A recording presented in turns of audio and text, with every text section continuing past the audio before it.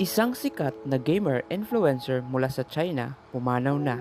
Kanyang malalim na dahilan sa maagang pamamaalam, tutukan.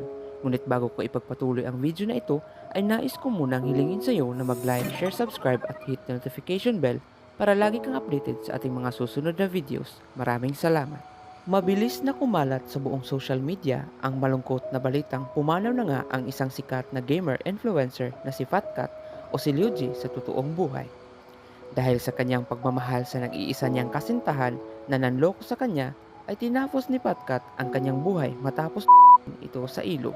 Ang insidenteng ito ay kumalat sa social media lalo na't bago pumanaw si Fatkat ay naibahagi pa nito sa buong mundo ang mga huling tagpo at sandali na nagkausap ang dalawang magkasintahan. Ngunit bago natin ipagpatuloy ang malungkot na istoryang ito, ay kilalanin muna natin kung sino nga ba si Fatkat. Si Fatkat o mas kilala